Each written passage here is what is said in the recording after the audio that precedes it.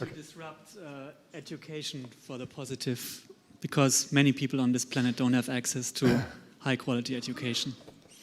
Yeah, so how do you disrupt education? Education, it turns out, well, of course, there are the MOOCs, and they have done great things in education. But when people start a MOOC, usually they fall off about 93% of the time. So only 7% of the people who start a MOOC course finish a MOOC course. So something's missing there. And I think it's the person cheering you on.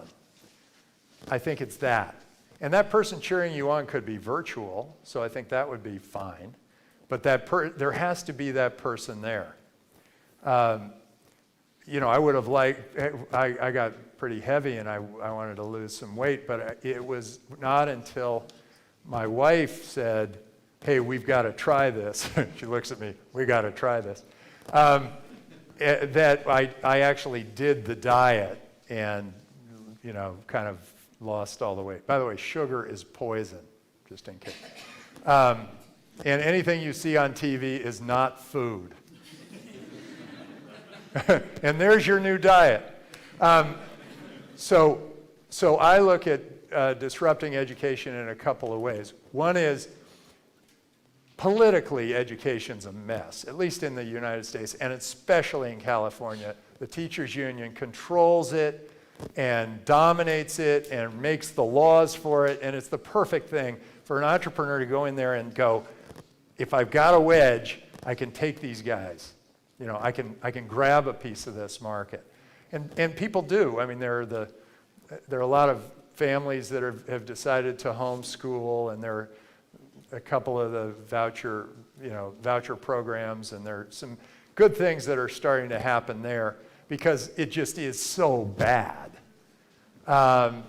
But what I tried to do something politically to fix that. I tried to create the voucher program in California. Teachers union spent $100 million to beat me. And they slashed my tires. They did everything. It was horrible. And then I thought, well, the best way to improve education is to lead by example. And that's why I started Draper University of Heroes. Suddenly there's a new kind of school. It doesn't have like the full-time faculty sitting there that bores you to death for an entire year. It doesn't have the most of the money going into some deep, dark research that never sees the light of day. And it doesn't have big, huge buildings and fancy offices for all the professors. I mean, Azra, sorry about that. But instead, we have a rule. Nobody speaks for more than an hour at Draper University except Gina, and Gina is special because she rips their hearts out for an entire day from 8 in the morning until about 3 in the morning. And she just goes, she's one of these emotional, spiritual teachers that is just extraordinary. So nobody speaks for more than an hour. So the students are kind of going, oh, this is interesting. Here's somebody who's doing PR with their life. Here's somebody who started a business in 3D printing. Here's a Bitcoin company. Here's something. Hey, we got a tour of the Tesla factory. It's bringing education to what's really going on in the world. And we're not teaching, I'm sorry, we're not teaching ancient Turkish or Greek. We're teaching coding and anything that's kind of the new thing. And if coding's no longer relevant, we're going to teach that next thing, and we're going to do it immediately. So we have that jump.